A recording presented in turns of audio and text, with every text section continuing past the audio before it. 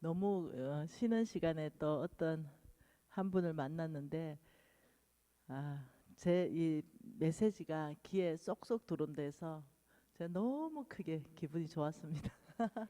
네, 주님께도 너무 감사하고 이게 쏙쏙 들어온다는 그 자체가 뭐냐면은 성령께서 역사하고 계신다는 거거든요. 그래서 너무 감사했어요. 신명기 다시 한번 봐볼게. 아니 마태복음 아까지는 봤잖아요. 마태복음 25장. 네, 이 메시지로 제가 진짜 뭔가 뒤통수 한 대를 뻥 맞은 것처럼 내 눈에 더 이상 노숙자가 노숙자로 이제 보이지 않게 되었네요. 그러면서 이렇게 말합니다. 어, 마태복음 25장 우리가 33절에 양은 오른편에 염소는 왼편에 그때 임금이 그 오른편에 있는 자들에게 이르시되 내 아버지께 복받은 자들이야 나아오라 창세로부터 너희를 위하여 예비된 나라 천국을 상속받아라. 그 이유가 참 기가 막힌 거예요. 믿음으로만 받을 수 있잖아요. 근데 그 이유를 뭐라냐면 내가 줄일 때 너희가 먹을 것을 줬고 목마를 때 나그네 되었을 때 헐벗었을 때 병들었을 때 옥에 갇혔을 때 너희들이 날 돌봐주었어. 언제요? 40절 하반절에 지극히 작은 자에게 한 것이 나에게 한 거란다. 그러면서 왼편에 있는 자들에게 이러시되 저주를 받은 자들이야 나를 떠나 마귀와 그 사자들을 위하여 예비된 영원한 불 지옥 가라. 왜요? 내가 줄일 때 너희가 먹을 것을 주지 않았고 목마를 때 마시게 하지 않았고 나그네 되었을 때 영접하지 않았고 헐벗었을 때 옷을 입히지 아니하였고 병들었을 때 옥에 갇혔을 때 돌보지 않았다. 언제요? 45절 하반절에 이 지극히 작은 자 하나에게 하지 아니하는 것이 곧 내게 하지 아니하는 것이다. 46절 같이 읽어볼게요. 그들은 영벌에 의인은 영생에 들어가리라 하시니라. 여러분 이거 실제예요. 왜냐하면요. 하나님께서는 믿음이라는 것은 뭐냐? 말씀에 따라서 행하는 삶이거든요. 근데 성경에 돈에 대해서 3,000구절 중에 1,500구절이 명령이다. 가난한 사람 돌봐라. 이렇게 말했다는 거죠. 저는 가난한 사람을 제 방법대로 돌보고 있잖아요. 어떤 사람들은 반찬을 한 가지라도 가난한 할머니가 옆에 있으면 그냥 반찬 한 가지 조금 더 만들어서 예를 들면 일주일에 한 번 정도는 내가 한 접시를 옆에 돌봐줘야 겠다 이렇게 하면 돼요. 고구마를 삶았잖아요.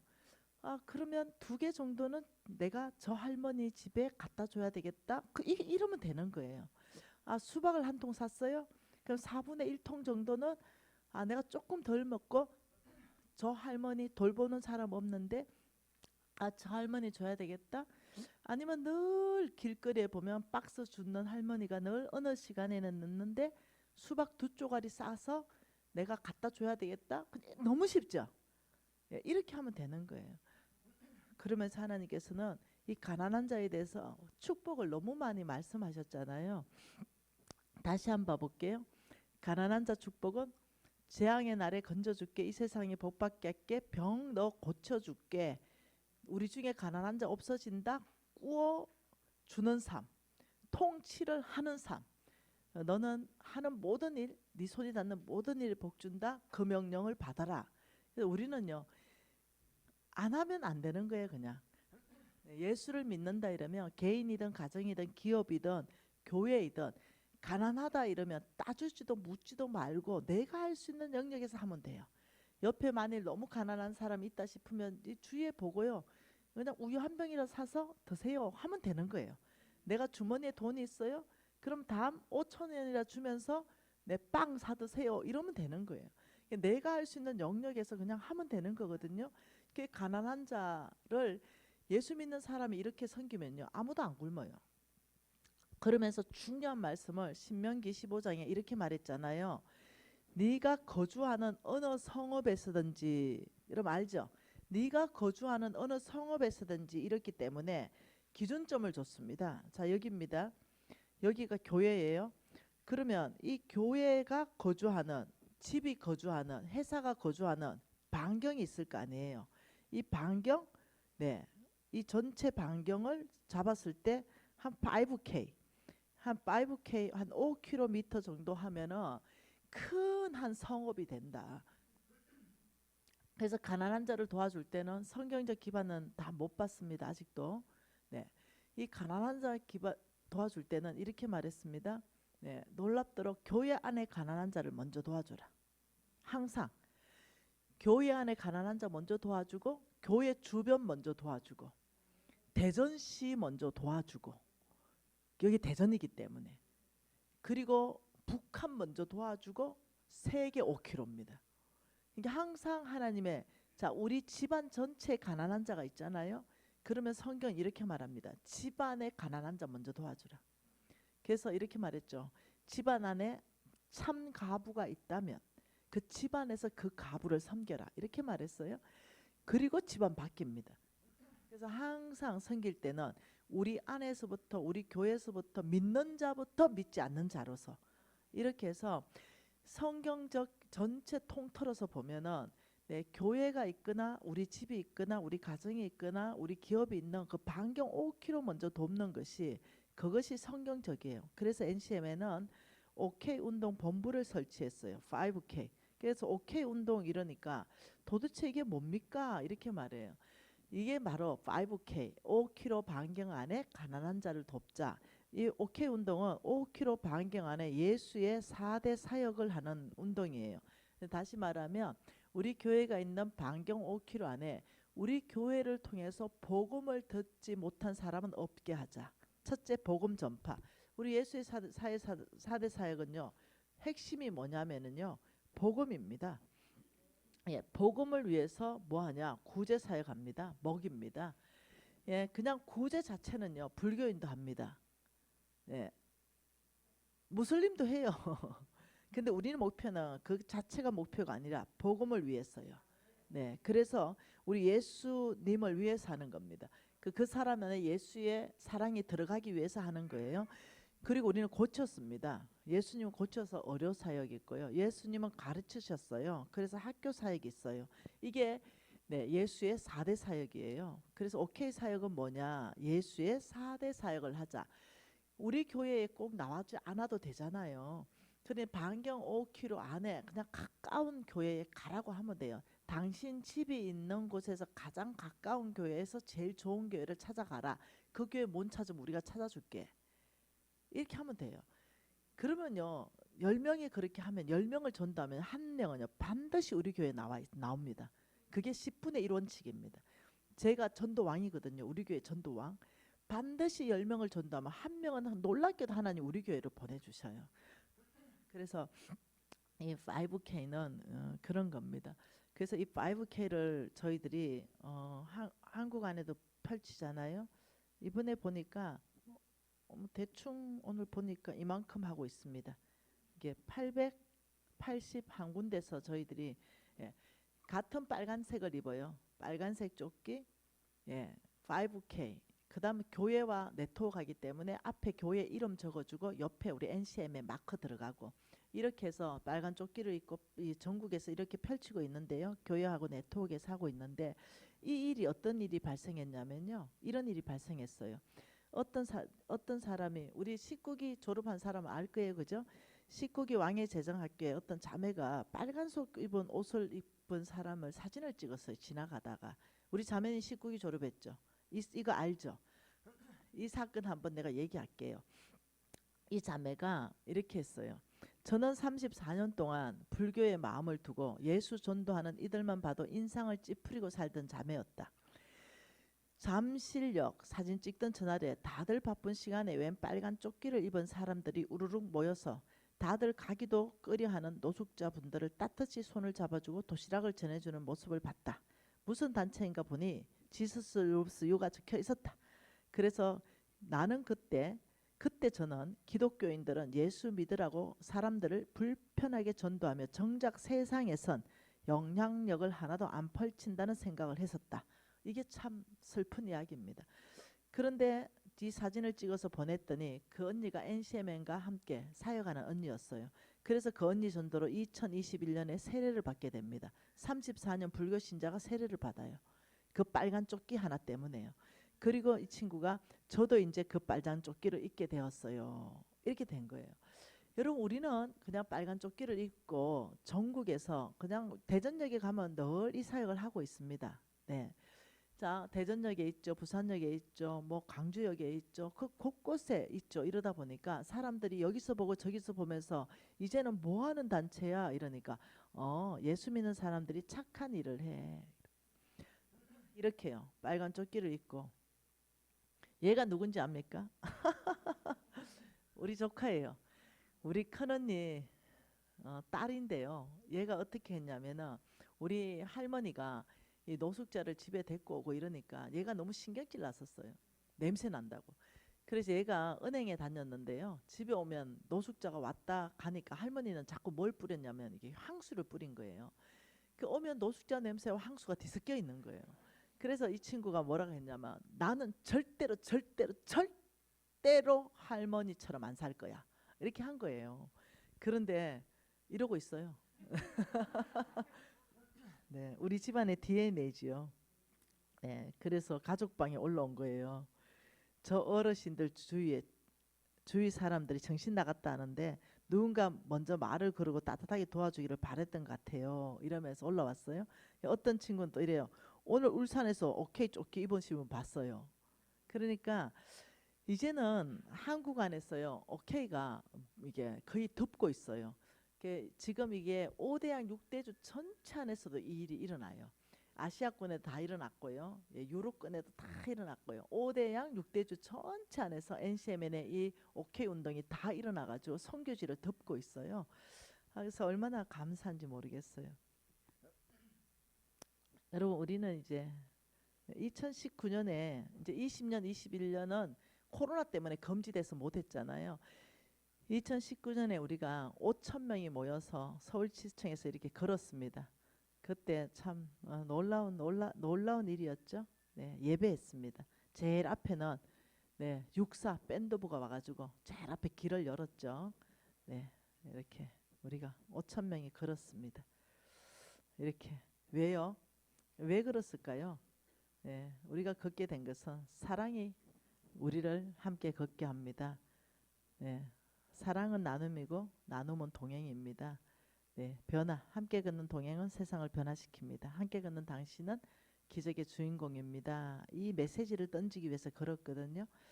네, 홍성근 목사님이시고요. 아기 같으시죠, 아기. 네, 저고요. 네, 그렇습니다. 우리는 네.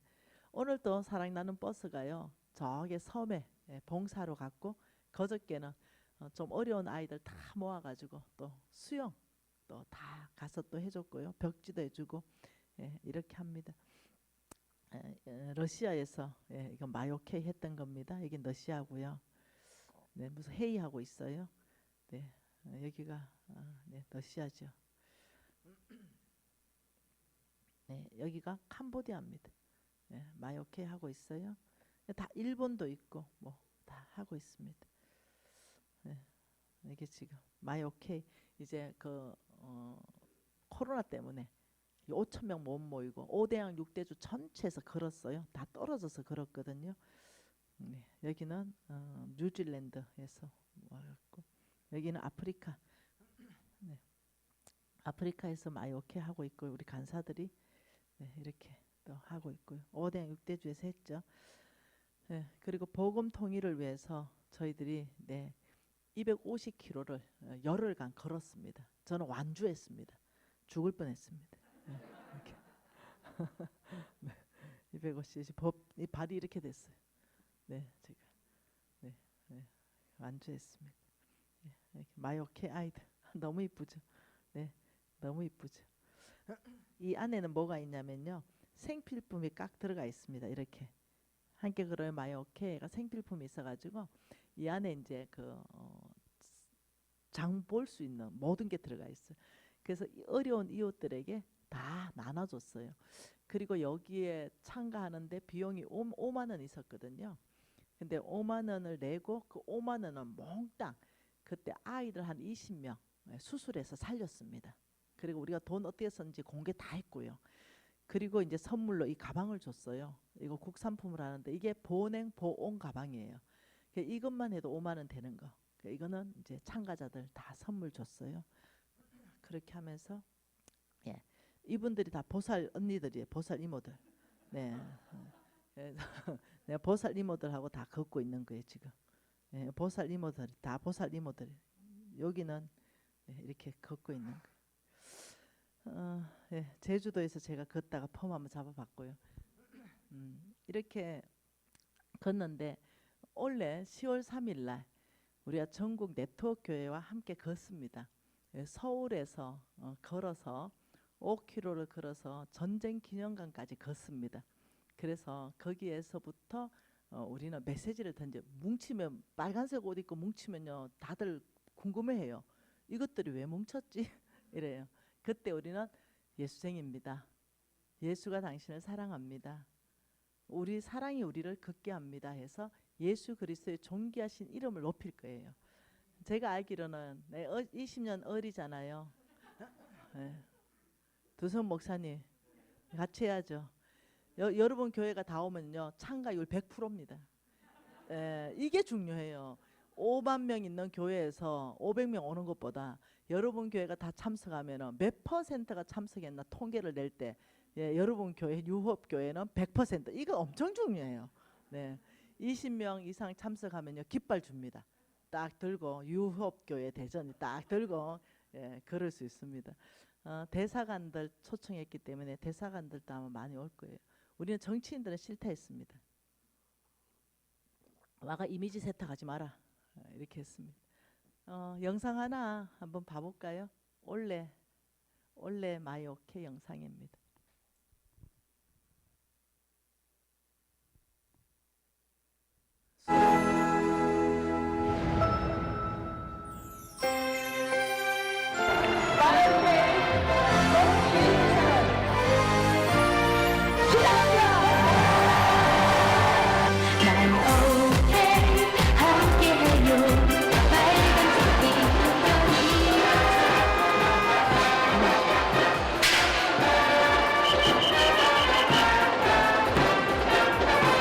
주변을 돌아보세요. 따뜻한 마음으로 이웃사랑 나라사랑 실천해 나가요. 마이오케 함께해요. 빨간 조끼 물결이 넘쳐 마이오케 우리 모두 함께 걸어가요. 마이오케 함께해요. 빨간 조끼 물결이 넘쳐 마이오케 우리 모두 함께 걸어가요. 주변 이웃을 돌보겠다고 다짐하며 서울광장에서 전쟁기념관까지 5km를 행진했습니다. 내 주변 반경 5km 안의 sawe적 약자 이웃들에게 사랑을 실천하기 위해 준비한 캠페인입니다. Maeneo hayo yalisho muhimu mwilini. Watoto katika eneo hilo sasa watapata unahitajika kwenye afya ya mtoto kama vile kuwapa nguvu.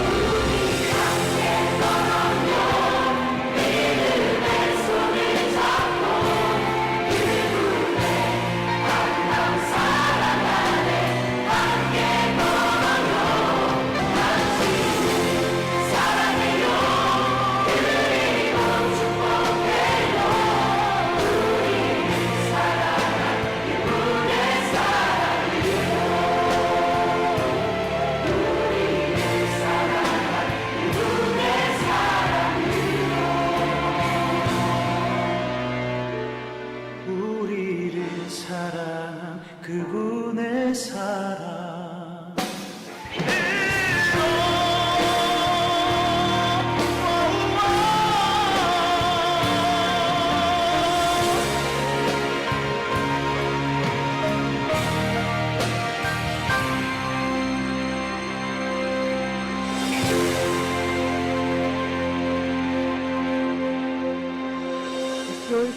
월요일 오전 8시 서울시청 광장에서 5천 명이 모여서 그 서울시청에서 예배 드릴 거예요.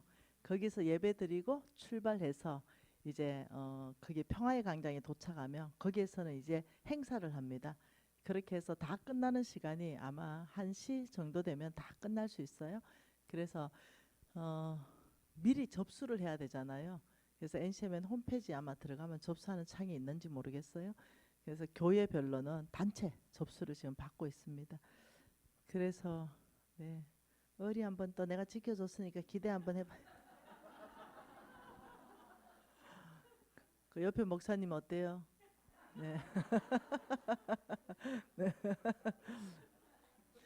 두 교회 사이 좋게 네 그거 내서 오세요. 그 버스 한 대 내 가지고 사이 좋게 네 버스 왕복 비용 없으면 내가 대드릴게. 그래서 다음 세대 아이들한테 참 현장 교육이 될 것 같습니다. 왜 걷는지 그 추억을 만들어 줄 수 있고 믿음을 만들어 줄 수 있을 것 같습니다. NCMN은요 전 세계적인 단체로 거듭났습니다. 10년이 지나면서 전 세계 안에서 국가적으로 움직여 줍니다. 우리가 가니까 육군 사관학교 밴드부가 앞장선다는 게 말이 안 되잖아요. 그리고 수도방위 사령부 밴드부는 거기 대기하고 있었어요. 그 전쟁 기념관에 그게 있을 수 없잖아요. 공군에서도 온다 그랬는데요. 그것이 잘 뭐죠? 그때 이게 뭐가 잘 안 됐었어요. 이게 뭐 나는 데 있어서 청와대가 너무 가깝고 뭐 어째 가지고 아무튼 힘들었었어요. 그래서 나라에서도 여기는 너무 잘한다.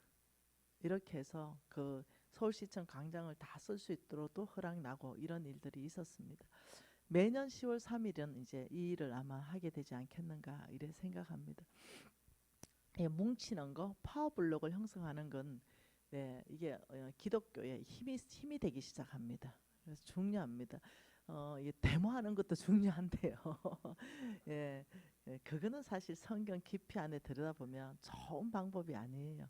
네, 오히려 뭉쳐서 사랑을 실천하고 뭉쳐서 메시지를 던지면 기독교인을 함부로 못합니다. 파워가 있기 때문에. 네, 기업에서 20명 오면요 깃발 줍니다. 깃발. 기업 알지요? 네, 사장님 아까 전에 내 만난 사장님 네, 네.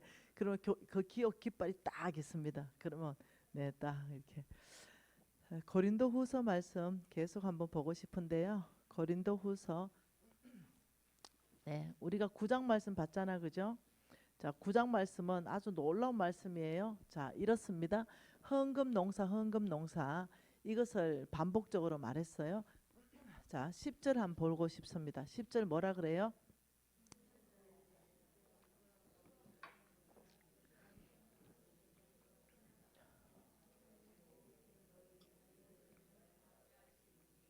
심는 자가 있습니다. 심는 자, 그죠? 심는 자에게는 뭐 준다고요? 씨와 먹을 양식으로 준다. 네, 심는 자에게는 씨와 먹을 양식을 주시는 하나님이 우리를 풍성하게 하는 것은 심을 것을 줘서 풍성하게 하시는 거예요. 그 씨는 먹으면 안 돼요. 씨를 먹어버리면 가난해집니다. 꼭 머릿속에 넣어놓으세요. 우리는 심는 자이고요. 네, 여기에는 반드시 못 먹는 씨가 포함이 돼 있어요. 이거 먹으면 큰일 나요. 이 씨는 이거는 뭐냐? 심는 거예요. 씨는 심는 겁니다. 그래서 농사꾼들은요 어떠냐면은 죽어도 굶어 죽을지언정 씨앗을 먹지 않습니다. 이게 농사꾼의 특징입니다. 여러분이 씨 먹으면 가난하게 산다고 결정하시면 돼요. 하나님은 모든 사람에게 아주 공평하게 제시한 게 뭐냐면 심는 자에게 씨를 줄 것이다. 그리고 그것으로부터 내가 풍성하게 할 것이다. 이게 성경 전체 이야기입니다.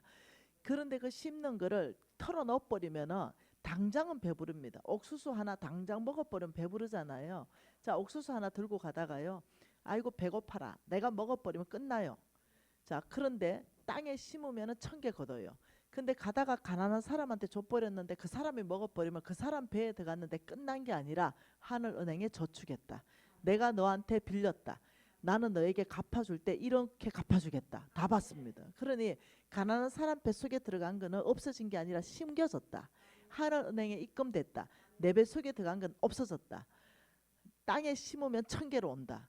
그 땅에 심는 거나 가난한 사람 뱃속에 들어가나 똑같은 농사법이다. 이걸 하나님 말씀하는 거죠. 이걸 깨달으면요, 가난한 사람을 도와주고 가난한 사람을 섬기는데 그 사람 속에 예수를 만나버리면 게임이 끝나요. 예, 그러면 완전히 다른 삶을 살게 되는데 제가 그 타이밍에 온 거예요.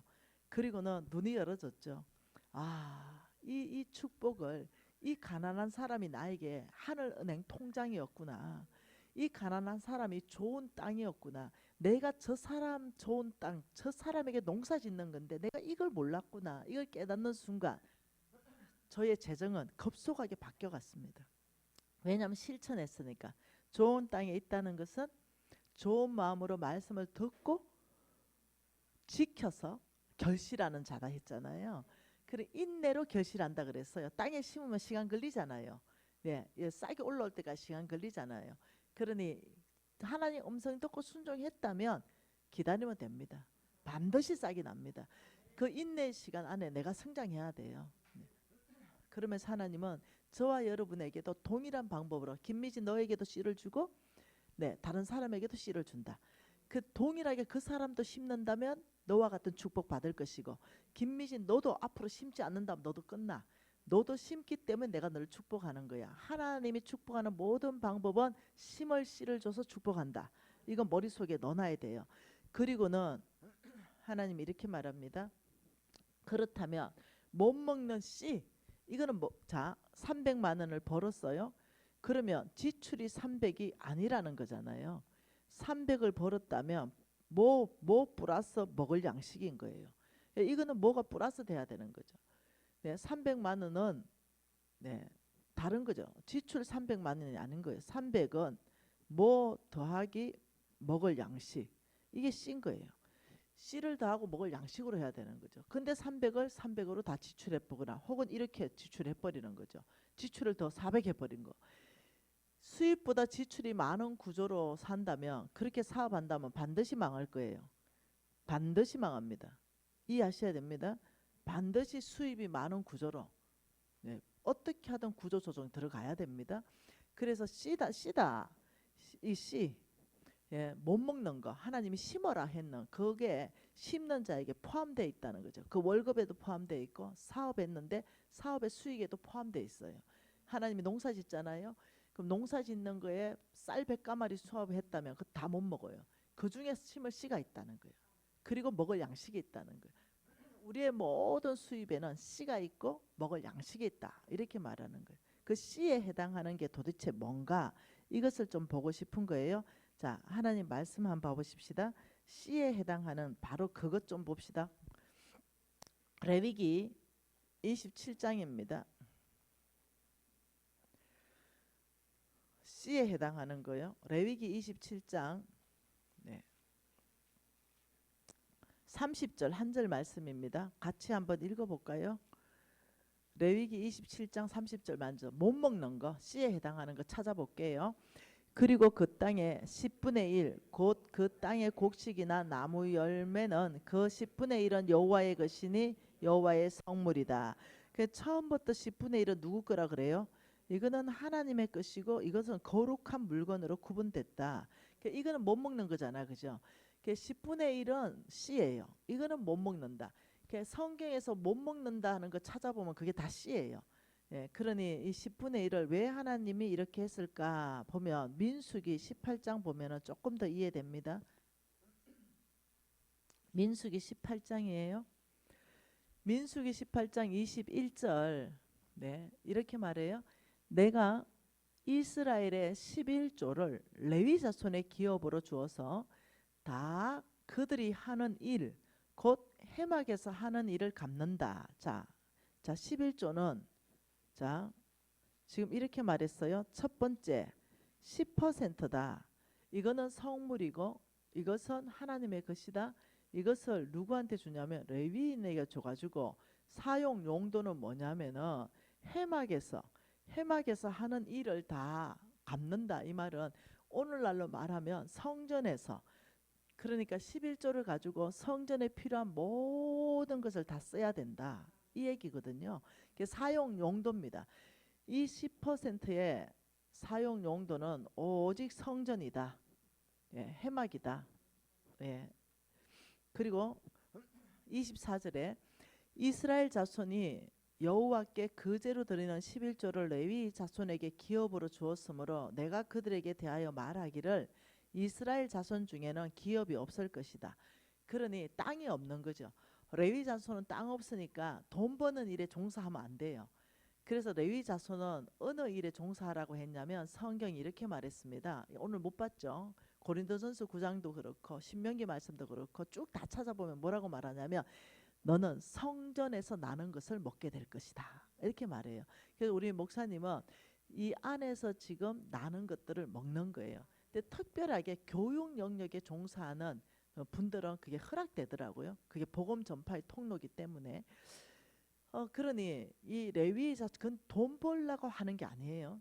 그러니 레위 자손들은 하나님의 일을 시킨 바로 그곳에서 하나님이 먹게 하는 거예요. 그래서 너는 성전에서 나는 것을 먹어라 이랬기 때문에 레위 자손들을 굶기면은 죄가 커요. 그러니까 여러분 교회가 몇 명이 있는지는 아무 상관없어요. 한 명이 교인이라면 그 한 명이 레위인하고 함께 같이 살아야 돼요. 같이 나누고 같이 먹으면서 기도하면서 같이 사는 거예요. 내 아이 등록금 낼 때 목사님 아이 등록금 혹시 괜찮아요 해서 허리띠 쫄라매고 같이 매면 그 사람 복 받아요. 두 명이면 목사님 가정을 포함해서 세 가정이 같이 사는 거예요. 아, 나 그냥 뭐 교회에 내 할 만큼 그냥 헌금하면 됐지 이게 아니라는 거예요. 그래서 5가정이 있다면 그 5가정이 목사님 가정을 포함해서 6가정을 해서 목사님 혹시 애들 뭐 학비는 없지 않나요? 뭐 이러면서 같이 돌봐가면서 거기서 돈을 걷어서 같이 먹는 거. 이게 뭐냐면은 하나님의 방법이에요. 그래서 레위 자손은 내가 이래가 돈 벌어가 먹고 사는 게 아니라 성전에서 그들을 케어하고 말씀으로 양육하고 그들을 축복해주고 그들을 또 일으켜서주고 이 사역을 하면서 우리는 그 한 분을 같이 끌어안고 함께 사는 것. 이게 하나님의 법이에요. 신명기 말씀 한번 또 봐보십시다. 하나님 말씀은 신명기 14장이에요. 복 받는 이유, 복 받는 방법입니다. 신명기 14장 22절 보십시다. 22절 네, 이렇게 말합니다. 너는 마땅히 매년 토지 소산의 11조를 드릴 것이며 이게 10%를 말합니다. 매년 농사를 옛날에 1년에 한 번 지었잖아요. 요즘은 근데 매달 짓잖아. 그죠? 수입이. 그러니까 요거는 10% 11조를 말하는데 이 10%만 11조가 있는 게 아니에요. 27절부터 쭉 읽어보도록 할게요. 27절부터 읽습니다. 내 성읍에 거주하는 레위인은 너희 중에 분깃이나 기업이 없는 자이니 또한 저버리지 말지니라. 매 3년 끝에 그의 소산물의 10분의 1을 다 내어서 내 성읍에 저축하여 너희 중에 분깃이나 기업이 없는 레위인과 내 성 중에 거류하는 객과 고아와 과부들이 와서 먹고 배부르게 하라. 그리하면 내 하나님 여호와께서 내 손으로 하는 범사에 복을 줄 것이다. 두 번째 11조가 또 있다고 말합니다. 매 3년에 한 번씩 한다. 그 3년에 한 번씩 하면은 이걸 달로 계산하면 3.3% 정도 돼요. 네, 이것은 뭘로 쓰냐? 첫째, 너희 중에 누구요? 너희 중에 레위인. 그 너희 중에 또 가난한 자. 여기를 너희들이 섬겨야 된다. 이 3.3% 용도는 그럼 우리가 이제 아는 거죠. 아, 가난한 자를 섬겨할 때 하나님의 기준점이 우리 수입의 한 어느 정도를 책정하시고 나머지를 먹을 걸로 주셨는가. 그러면 13.3%를 빼고 나머지를 우리한테 먹을 걸 주셨다는 걸 알아야 돼요. 그러면 13.3% 빼면은 뭐 한 86% 7% 되잖아요. 저는 그거 다 못 먹어요. 옛날에는 그거 다 써야 집안이 돌아갔거든요. 이제는 10%만 써도 다 안 돼요. 너무 많아요. 이제는 1%만 써도 너무 많아요. 그 이제는 아예 사업체를 100% 들여버렸어요. 이렇게 바뀌어져요. 네. 그래서 이 기준점이 뭐냐? 여기는 하나님이 뭘 약속했냐면 네 범사에 복 준다. 복을 약속하셨어요. 너희들이 이걸 실천할 때는 왜 가난한 자가 들어가고 레위인이 들어가니까 우리 하나님 너무 놀라우신데 끊임없이 챙깁니다. 끊임없이 챙기는 것이 뭐냐면 레위인가. 제가 또 읽어 드릴게요. 16절, 신명기 16절, 11절도 똑같은 말입니다. 뭐라고 하냐면 너와 내 자녀와 노비와 내 성중에 있는 레위인 및 너희 중에 있는 객과 과부와 함께 내 하나님 여호와 앞에서 자기 이름을 두시려고 택하신 곳에서 내 하나님 여호와 앞에서 즐거워해라. 예, 우리가 즐거워할 때 레위인이 슬프면 안 돼요. 우리가 즐거워할 때 가난한 자가 슬프면 안 돼요. 그래서 하나님은 끝까지 성경 한번 읽어보세요. 두 분류를 챙겨갑니다. 레위인을 챙겨가고 내 종들을 챙겨가고 끝까지 가난한 사람을 챙겨갑니다. 그러면서 여기에 복이 있다. 그래서 제가 하늘은행이 있다 그랬죠. 하늘은행이 세 군데가 있다 그랬죠. 여기는 없어지지 않고 이자율이 높다. 그 첫 번째가 가난한 자입니다. 두 번째가 하나님의 일꾼들입니다. 하나님의 일꾼, 하나님이 일시킨 사람들. 여기가 두 번째입니다. 이것도 여러분 100분 이상 강의할 게 있는데 성경적 기반 지금 시간이 없잖아요. 세 번째는 하나님 나라 프로젝트입니다. 이게 뭐냐면 하나님께서 복 주는 하늘 은행이다. 여러분이 돈이 있게 된다면 다른 데 쓰지 마시고요. 가난한 사람한테 쓰고요. 하나님이 일시킨 일꾼 있죠. 여러분의 담임 목사님들. 네, 여러분 담임 목사님들이 최고 좋은 분들이에요. 제가 얘기했잖아요. 바깥에 미안해요 이런 말해서 정말 가짜 목사님도 많아요. 네, 대부분은 좋은 목사님인데요. 예, 내가 안수 주고 목사 그 파가 와요 명함을. 그래서 정식적으로 잘 사역하는 목사님들은 해당이 안 됩니다. 그런데 막 명함파가 돌아다니시는 분들 계시죠. 믿을 수 없어요. 그분들이 진짜인지 진짜 몰라요. 말은 근데요 너무 잘해요. 나한테 온 사람들도요 목사 부부예요. 네, 여러분들이 진짜 제가 한번 보여줄게요. 저한테 편지 하나 보낸 거 내가 이게 버려버렸나? 없나? 예, 제가 한번 보여주려고 하니까 얼마나 가짜들이 많은지 제가 한번 이거는 아니고. 네, 제가 이거 잠깐만 이거 그냥 목사 이래 돼 있잖아요. 제 이름이 있어가 말 못하겠습니다. 나 여호와가 말하노라. 김미진 간사는 듣거라. 나의 사랑하는 아들과 딸을 통하여 전달한 나의 모든 말을 새겨 듣고 행하거라. 너는 아무것도 아니니라. 교만하지 말라. 내가 나의 은혜로 내게 맡겨놓은 모든 재산을 남김없이 이 편지를 전달하는 이 두 목사와 딸 사모에게 전부 주고 너는 NCMN을 떠나거라. 너는 홍성근 목사와도 끊어라. 이것이 내가 너에게 주는 마지막 은혜니라. 이 메시지를 받은 날 일주일 안을 행하지 않으면 너는 모든 게 사라질 것이다. 이러면서 이제 저한테 말하는 게 네 목숨도 사라지고 뭐고 뭐 이제 이러는 거 이런 다 거의 이런 사람들이에요. 그러면서 어떻게 해요? 이런 잔인한 이런 거 그냥 막 다 내한테 보내는 거예요. 우리 예수님 나는 이 사진 보고 울었어요. 너무 하나님 사랑이 감격했어. 나한테 협박하려고 보냈는데 저는 은혜 받았어요. 네, 그리고 막 이거 있잖아요. 싹둑 잘라버리는 거 있잖아요. 이렇게 해요. 근데 이 사람이 누구라고요? 목사하고 사모라고요. 그러면서 제가요 이 편지 받은 날로요 일주일만 지났겠습니까? 아직도 든든히 살아 계십니다. 이런 협박 결국은 뭐예요? 내 재물, 내 재산을 노려요.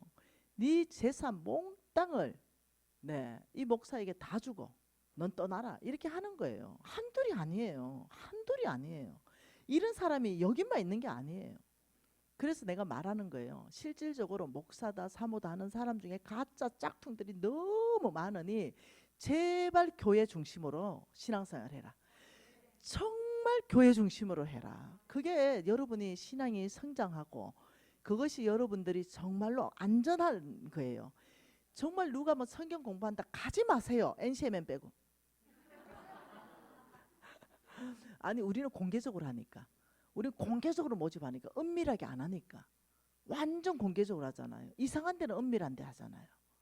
그러니 정말 조심해서 교회 중심 오직 우리 목사님 외에는 없다 생각하세요. 정말 그게 최고 하나님 기뻐하는 우리 목사님 외에는 없다. 섬겨도 우리 목사 생긴다. 내가 헌금해도 우리 교회 한다. 그리고 돈이 막 넘치게 부으면 NCM에 좀 보내세요. 네, 선교할게요. 네, 그걸로 진짜 선교할게요. 정말로 교회 해야 돼요. 여러분 이것을 아셔야 됩니다. 교회 중심이 얼마나 중요한지 알아야 돼요. 그리고 여러분들이 또 재물 준다면 하나님의 프로젝트가 진행되는 거 있죠. 교회 건축한다? 이런 거 프로젝트잖아. 예를 들면 어느 뭐 또 아프리카에 교회 건축한다? 프로젝트잖아요. 뭐 우리 우물 판다? 프로젝트잖아요.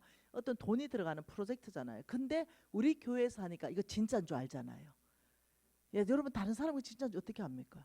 그러니 절대적 교회 중심, 네, 성전 중심, 교회 중심, 담임 목사 중심, 예배 중심, 말씀 중심, 기도 중심. 여러분 이럴 때 영적으로 성장합니다. 여러분 유튜브 들으면 우리 담임 목사님보다 저 목사님이 메시지가 훨씬 좋은 것 같죠? 성장 절대 안 합니다. 유튜브 메시지로 성장 안 합니다. 단지 내가 깨닫는 게 있죠. 이 특정한 것들. 근데 그 성장 안 일어나요. 담임 목사님 비전 중심으로 사역하지 않으면 교인들 성장 아니에요. 철새돼 버립니다. 이 교회 저 교회 쫓아다니고 혹은요, 네, 교회에서 뒷짐 지고 앉아서 교회의 건의에 반하는 얘기를 해요. 아니요. 어찌됐든 내가 섬기는 그 교회가 최고인 교회로 아시면 돼요. 그냥 우리 교회 문제 있습니까? 아, 다른 교회도 있어요. 아, 미진 간사님 교회 다니면 진짜 좋다. 와봐요. 좋은지. 똑같아요. 똑같아. 와서 안 좋다고 가는 사람 더 많아. 네, 그러니 내 교회가 최고다. 내 교회가 우리 목사 최고다. 그래서 이 하나님의 일꾼들, 목사님도 하나님 일꾼이죠. 저 역시도 하나님 일꾼입니다. 하나님이 쓰시는 사람들 있잖아요. 객관적으로 증명된 사람들 있잖아요. 아무 사람한테 돈 주지 마세요. 절대 그 좋은 거 아니에요. 검증된 사람, 우리 목사님, 우리 교회에서 파송한 우리 선교사님, 돈 쓸 때 얼마나 많아요. 교회 중심으로 돈을 쓰는 겁니다. 예, 프로젝트도 우리 교회 중심으로 돈 쓰는 거예요. 이해되셨죠? 그게 가장 건강한 신앙생활입니다. 이렇게 말하면서 뭘 말하냐면 하나님께서는 너희들의 11조는 10%가 아니라 두 가지가 있다. 이렇게 말했어요. 그러면서 우리가 이렇게 11조 말하면 사람들이 이렇게 말합니다. 아, 그래도 그 유튜브에 보니까 11조 하지 말라는 강의가 무지 많고 오히려 11조 하면 뭐 저주받는다는 그런 강의도 있는데 그 강의 하신 분들이 목사님이에요. 그 강의 하신 분들이 신학 박사들이에요.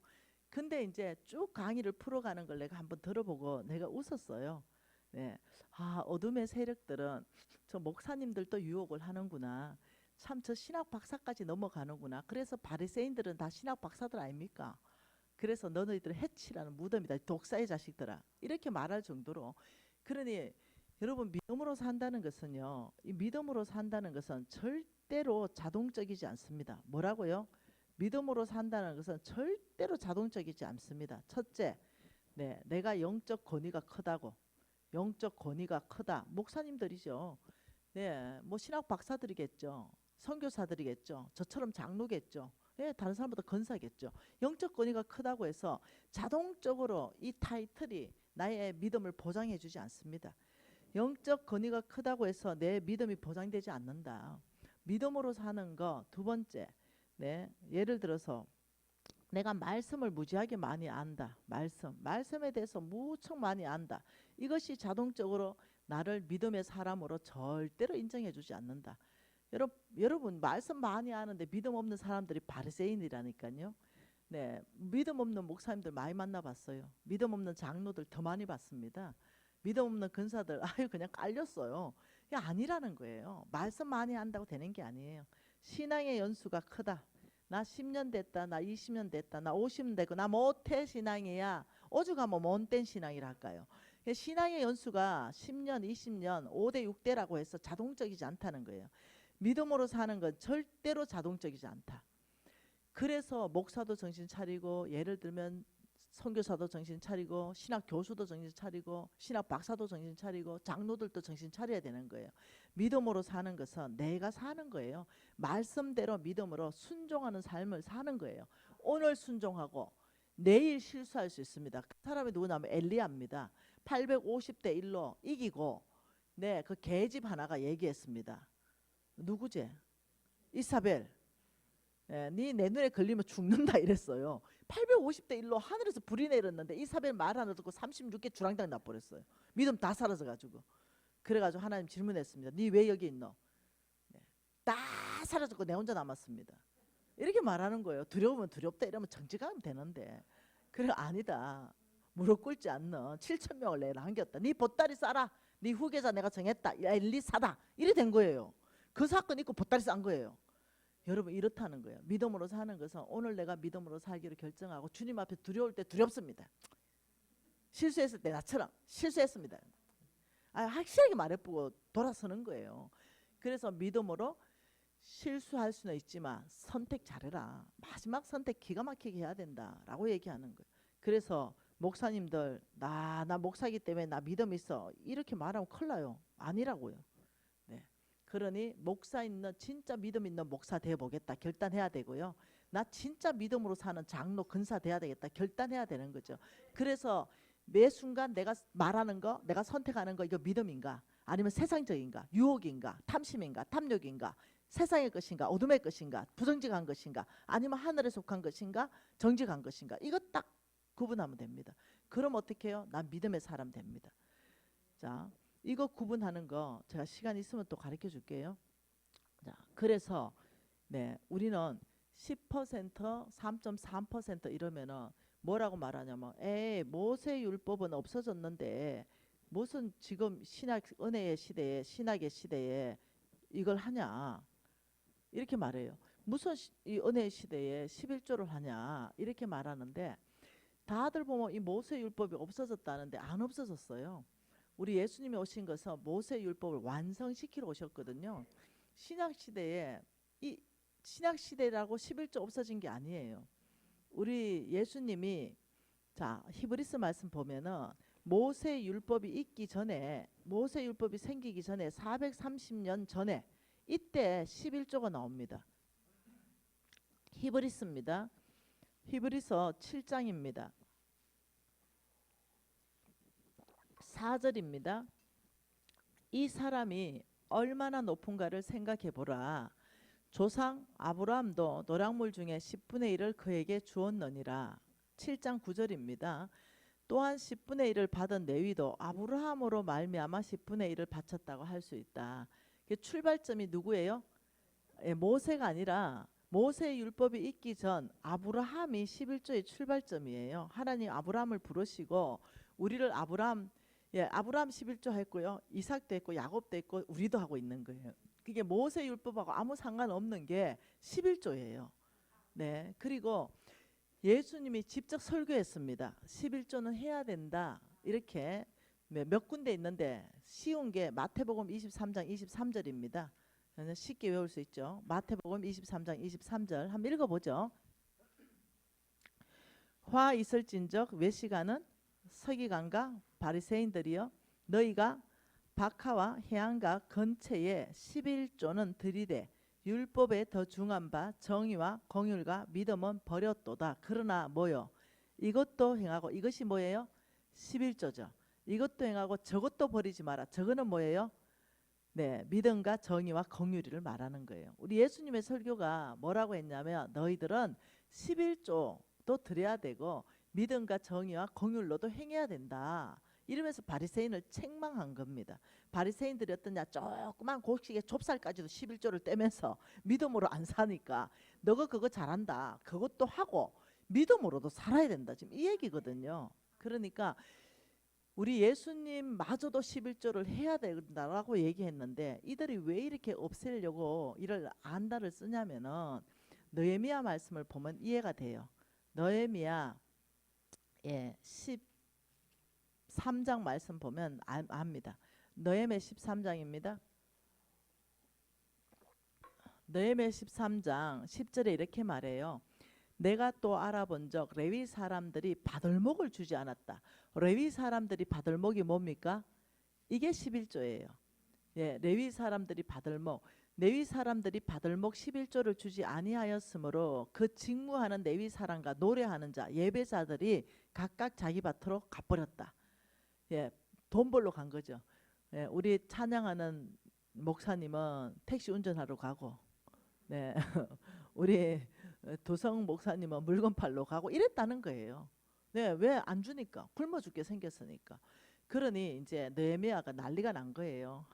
내가 모든 민장을 꾸짖어 이러기를 하나님의 전이 어찌 버림바가 되었느냐. 우리가 11조 안 하면 하나님의 전이 어떻게 해요? 비게 되는 거예요.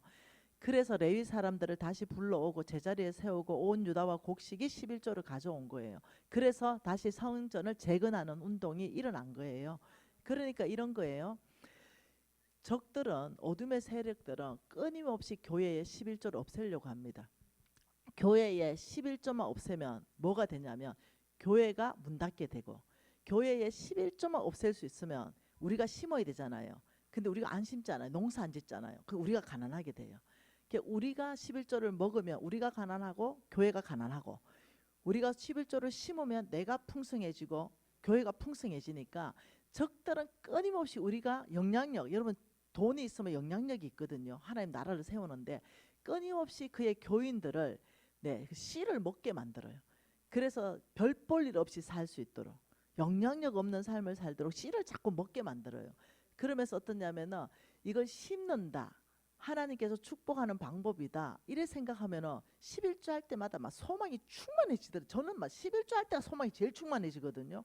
그런데 그래 생각 안 하고 세금처럼 내야 된다. 아, 내가 먹을 건데 이놈의 교회 나오는 것 때문에 어쩔 수 없이 11조를 내야 하니까 체면상 20만 원 정액제, 얼마 벌더라도 20만 원 아니면 10만 원, 버는 거와 상관없이 이렇게 돼버리는 거예요. 아니요, 11조는 여러분 축복이에요. 심는 씨예요.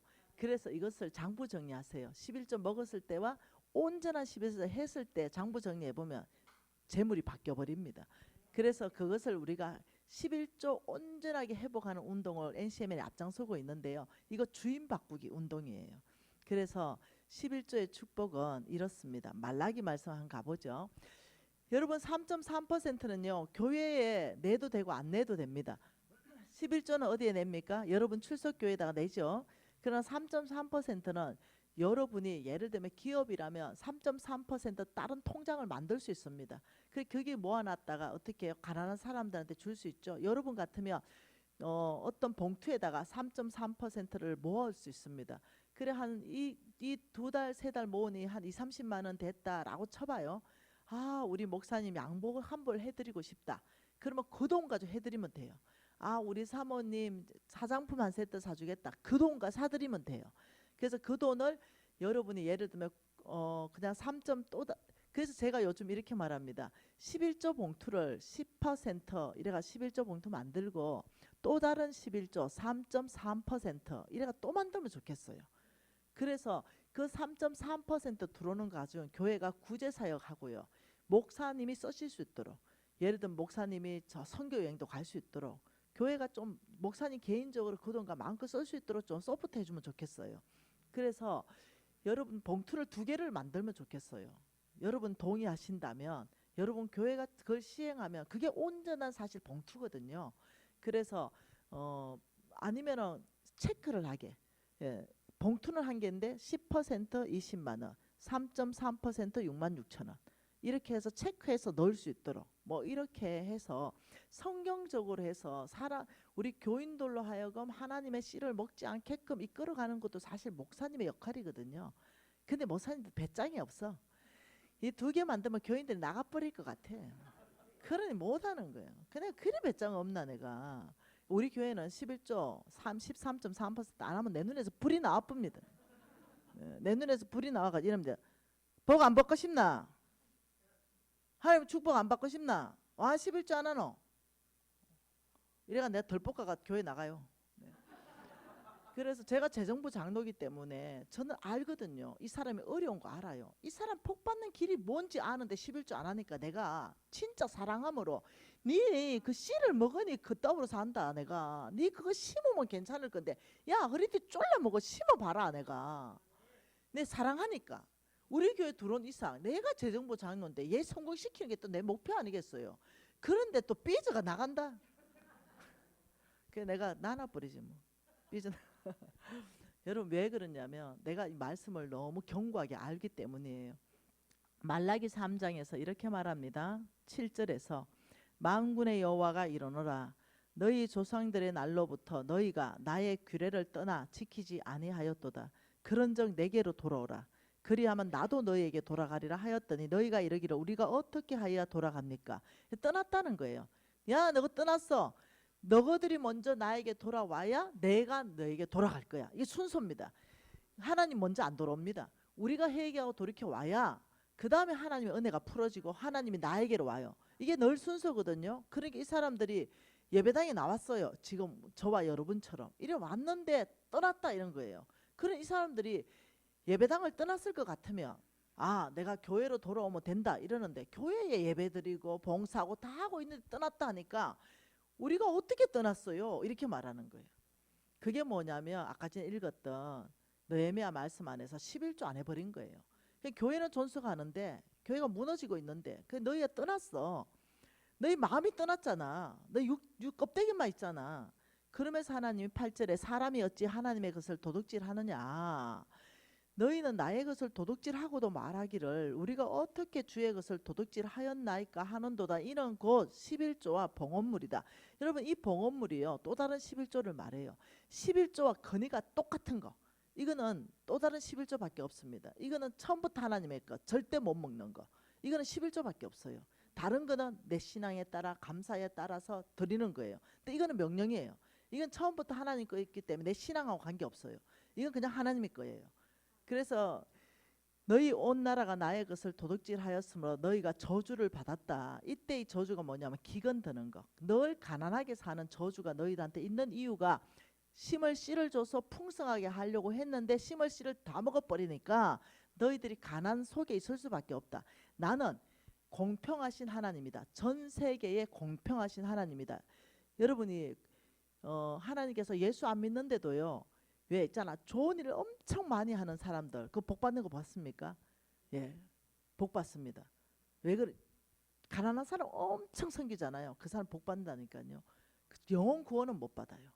그 사람 영혼 구원은 못 받는데 하나님께서 놀랍게 재물복은 줍니다. 아셔야 됩니다. 왜요?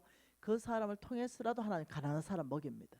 그렇기 때문에 영혼 구원 받고 하나님의 복도 받아야 되는 거예요. 이 두 가지 같이 와야 되는 거예요. 그러면서 뭐라고 하냐면 이렇게 말합니다. 너희들이 11조 먹어버리기 때문에 어쩔 수 없이 열매 낼 게 없다. 그래서 너희들이 저주를 받았는데 가난하게 살았다. 10절에 만군의 여호와가 이른다. 너희 온전한 11조를 창고에 들여라. 나의 집에 양식이 있고 그것으로 뭐 해라? 시험해라. 테스트해라. 이때 이 시험은요. 성경적 원어는 실험입니다. 실험. 과학적 실험해라. 콩 심은데 콩이 쭉 해가 올라오는지 안 올라오는지 이거 실험해라. 뭘로? 11조로. 누구를? 하나님을 실험해라. 성경 전체에서 하나님을 실험해라는 거 여기밖에 없습니다. 그러니까 다른 데는 다른 얘기예요. 하나님 자체, 하나님 메시지 자체 심는 씨고 열매 맺지 난가 안 낳는가 너희들이 콩처럼 실험해봐라. 이게 여기 있다. 그래서 여러분이 11조로 여러분이 하나님이 나를 어떻게 복주는가 내가 하늘 문을 열고 너희에게 복이 쌓을 것이 없도록 붙지 아니하는가 이걸 실험해봐라. 11조로 뭘 실험합니까? 축복을 실험해봐라. 11조로 씨를 심었으니까 열매 맺는 걸 축복해봐라. 이건 여호와의 말씀이니라. 이렇게 말했어요. 그러면서 어떤 축복이 오냐면 11조는 두 가지 축복이 있다고 말하는데요. 11절에 만군의 여호와가 이르노라. 첫째, 온전한 11조를 하는 너희를 위하여. 첫째, 메뚜기 때. 메뚜기 때를 금지하겠다. 그래서 너의 토지 소산물을 먹어서 없애지 못하게 할 것이다. 이건 중요해요. 자, 여러분 보세요. 이게 지금 우리 토지 소산물이거든요. 그런데 여기에 메뚜기 떼가 와보면 초토화가 돼버립니다. 근데 온전한 11조 하는 사람은 하나님께서 이거 막아가지고 메뚜기 떼가 못 들어온다. 이 말이거든요. 여러분 이 농사짓는 우리는 다 농사꾼입니다. 메뚜기 지으면 이겁니다. 수입이 있어요. 그런데 지출이 더 커요. 옛날에 제가 내 인생에 지혜가 사라졌죠. 메뚜기 떼가 어떻게 오냐면 내하고 8년 이상 교제하던 금방 언니가 금괴를 하나 사라 그랬어요. 왜냐하면 20% 오른다고. 근데 그때가 그랬거든요. 그래서 제가 금괴 하나 샀어요. 여러분 금괴 하나 작은 것만 해도 1억이에요. 좀 많으면 2억이고요. 금괴 하나를 샀는데 거기 보니까 금방이요. 몇 중 시금 장치가 돼 있어요. 안전 장치가요. 그러면서 몇 개 그 뭐 캡스 같은 거 붙어 있고요. 와, 그러니 내가 샀는데 언니가 이러니까 은행보다 더 안전한 데가 여기다. 은행은 털려도 여기는 안 털린다. 이 시금 장치 봐라. 맞아요. 들어보니까. 그리고 그 안에 금고에 넣어놓고 저는 용지 하나, 보관증 하나 받아왔어요. 그런데 어느 날 보니까 거기 시끌시끌해. 가보니까 그 금괴 하나 가지고요 수백 명한테 팔았어요. 그리고는 나셨어요. 날아가 버렸어요. 그래 메뚜기 떼가 오면 이래 되는 거예요. 메뚜기 떼가 온다 이 말은요 놀랍죠. 돈 2천만 원 벌었잖아요. 와 이번에 2천만 원 벌었다 하는데 경찰서 전화 온다니까요. 여기 가보면은 남편이 사고 쳤던 아들이 사고 쳐가 합의금 2천만 원 나간다니까요. 하여튼 돈이 줄줄줄 새는 거, 버는 거는 버는데 왜 안 모여지는가? 이게 내 인생에 메뚜기 떼가 오는 거예요. 그런데 하나님이 약속하시길 네가 온전한 11조를 한다면 메뚜기 떼가 내가 검지해 준다. 여러분 욥기서 봤지요? 욥기서에 하나님하고 사탄이 말하고 있어요. 근데 이렇게 말해요. 욥을 막 자랑하니까 사탄이 이래 말합니다. 너 하나님 너. 하나님이 욥의 모든 소유물에 울타리를 쳐서 보호했잖아요. 하나님이 재물을 다 보호해주고 주셨잖아요. 이렇게 하는 거예요. 그래서 사탄도 알아요. 하나님이 우리의 재물에 울타리를 쳐야만이 우리는 그때 부자 되는 겁니다. 그러니까 하나님은 온전한 11조 하는 사람한테 이 축복 주겠다. 자, 두 번째 축복은요. 너희 밭에 포도나무 열매가 기한 전에 떨어지지 않게 되겠다. 뭐라고요? 포도 열매. 우리가 농사 짓잖아요. 포도 열매. 포도 열매가 기한 전. 와, 이거 안 떨어진다. 이게 보통 일이 아닙니다. 포도 농사 지었는데 태풍이 온 거야. 따기 전에 추석에 포도 농사 지어가지고 돈 벌려고 했는데 그래서 뉴스 보니까 다 떨어져 뿌가 없대. 그래서 나가봤는데 하나님 저는 온전한 11조 했는데 약속 지키셨습니까? 나가보니까 하나님이 내 포도 꼭지 다 들고 계신 거야. 내 밭에만 안 떨어지고 다른 밭에 다 떨어지고 없는 거야. 사과 다 하나님 붙들고 있는 거야. 다른 데는 다 떨어지고 없는 거야. 이게 뭐냐? 따기 전에 기한 전에 안 떨어진다는 거예요. 이게 하나님의 약속이라는 거예요. 이 말은 무슨 말이냐? 너의 필요 가운데 결핍이 없을 거다 이 말이에요. 내가 만일 회사에서 잘렸어요? 네, 회사가 그냥 사라졌어요. 그 내가 더 이상 돈 벌 데가 없어요. 근데 내가 온전한 11조 했어요. 걱정하지 말라는 거예요. 왜? 포도나무 열매가 기한 전에 안 떨어진다는 것은 네가 버는 일이 없어졌다 하더라도 내가 새로운 직장 준다. 아니면 까마귀를 보냈으라도 네 아들 등록금 500만 원 준다. 네가 걱정할 일이 아니다. 너는 온전한 11조를 했다면 너의 인생의 평생에 너는 절대로 결핍이 없는 삶을 살 것이다. 하나님 지금 이 얘기 하시는 거예요. 이 두 가지 축복이 있기 때문에 12절에 너희 땅이 아름다워짐으로 모든 이방인들이 너희를 복되다 하리라. 만군의 여호와의 말이니라. 그래서 이방인들 예수 안 믿는 사람이 보고 와 예수 믿는 저 집은 우환도 없고 삼재도 안 끼고 와 남편 잘 되고 병도 안 걸리고 자식 잘 되고 와 저 집 예수 믿고 복 받았다는 걸 안 믿는 사람도 객관적으로 알게 해주겠다. 이게 지금 말하는 거예요. 그래서 여러분들이 패러다임을 한번 바꿔보세요. 내가 먹어야 되는데 내가 교회에 내가 뭔가 어깨를 으쓱하면서 11조 했다고 목사님 앞에 폼 좀 잡지 마세요. 진짜 목사님들 불쌍해요 진짜. 네, 이 11조 하는 사람 보면 어깨에 뽕 놓고 다녀요. 그것도 한 500만 원 정도 한다면 어깨에 뽕 놓고 다녀. 그거 네 거 아니거든요. 그거 처음부터 하나님의 거거든요. 그 처음부터 성물이거든요. 네 축복하기 위해서 하나님이 더해주는 거거든요. 그래서 어떠냐? 11조를 500을 하든 11조를 1억을 하든 겸손해야 돼요. 하나님의 것을 하나님께 드렸기 때문에 무익한 종이에요.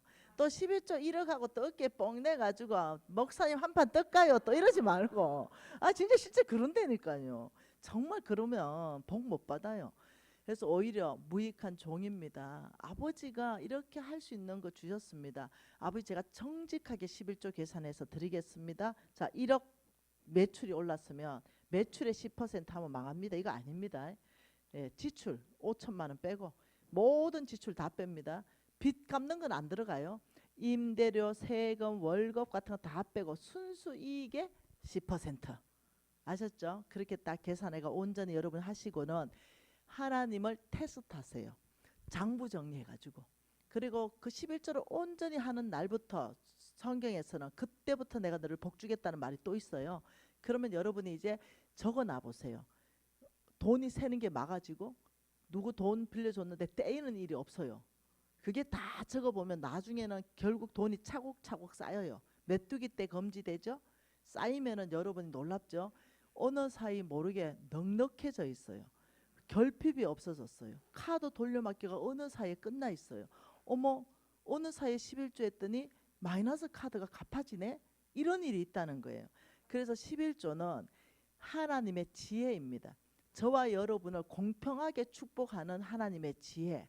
그래서 11조 할 때는 춤추면서 하세요. 네, 왜냐하면 하나님의 약속이 있기 때문에 기분 좋게 하세요. 왜냐하면 하나님의 약속이 있기 때문에. 이게 11조입니다. 적들은 11조만 없앨 수 있다면 교회를 문 닫게 할 수 있거든요. 끊임없이 이상한 말로 우리를 유혹할 겁니다. 듣지 마세요. 그래서 절대로 재정 강의는 김미진 것만 들으세요.